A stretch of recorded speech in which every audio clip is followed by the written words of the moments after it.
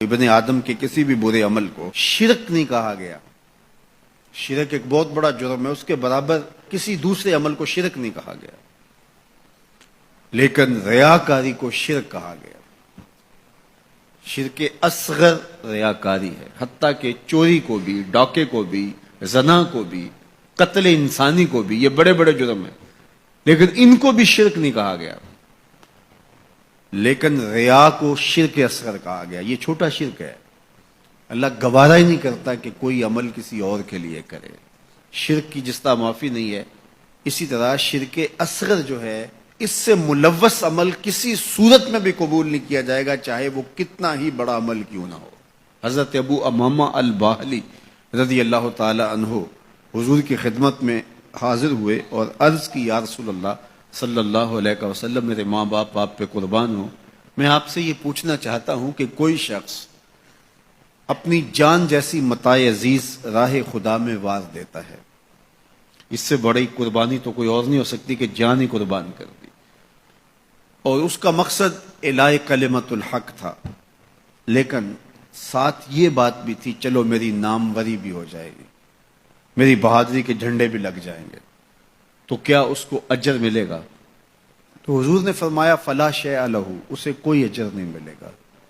تو ابو امامہ الباہلی یہ سمجھے کہ شاید میں جو مقصود تھا وہ حضور سے عرض نہیں کر سکا، تو انہوں نے دوبارہ کہا حضور اس کا مقصد اعلاء کلمت الحق ہے، وہ اللہ کے جھنڈے کو اونچا کرنا چاہتا ہے، قربانی اس نے اس لیے دی ہے، لیکن ساتھ یہ بات بھی تھی کہ چلو میری ناموری بھی تو ہوگی.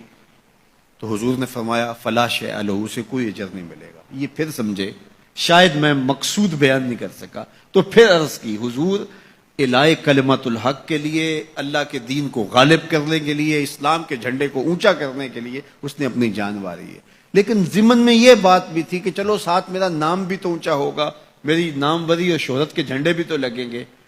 تیسری مرتبہ جب دہرا کے پوچھا تو حضور نے پھر فرمایا فلا شیء لہ، ابو امامہ اسے کوئی اجر نہیں ملے گا، اور فرمایا اللہ صرف اسی عمل کو قبول کرتا ہے جو صرف اسی کے لیے کیا جائے، صرف اسی عمل کو قبول کرتا ہے. اب ذرا دیکھیے کہ اللہ تعالیٰ جل شانہ کی یہ غیرت ہے کہ وہ اس عمل کو قبول ہی نہیں کرتا جو غیر سے ملوث ہو جائے، وہ صرف اس عمل کو قبول کرتا ہے جو محض اس کے لیے کیا جائے، اور اس کے علاوہ عمل کو شرک اصغر قرار دیا گیا. تو شیطان کی کوشش یہ ہوتی ہے کہ وہ عمل کو ریا میں مبتلا کر دے تاکہ یہ عمل کی مشقت بھی گوارا کرے اور اس کو اس سے کچھ حاصل ہونے کی بجائے الٹا اللہ کی ناراضگی ملے. اور اگر کوئی شخص ریا سے بھی بچ نکلتا ہے، اس نے تنہائی میں سجدے کیے، اس نے انتہائی مخفی انداز میں راہ خدا میں خیرات کی، تو انتہائی خلوص کے ساتھ اس کے اعمال سر انجام ہوئے، تو شیطان کا اگلا حملہ اس پر یہ ہوتا ہے کہ اس کو عجب میں مبتلا کر دے.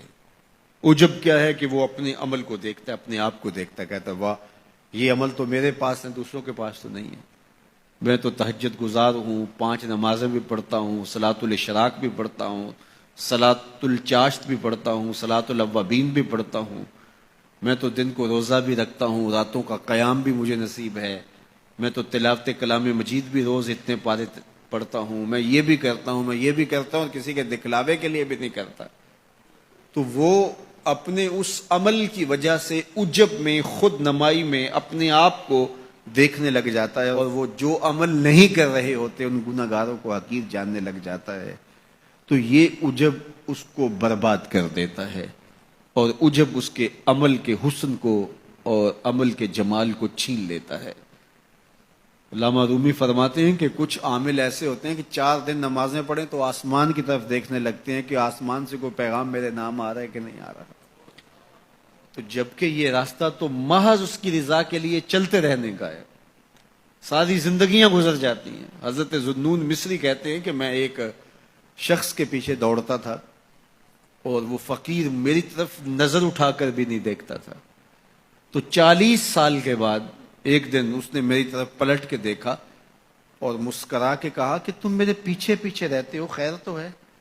40 سال کے بعد. تو میں نے کہا کہ میں اس میں اعظم کی تلاش میں ہوں. تو اس نے ہنس کے کہا یہ اتنا سوکھا نہیں ملتا.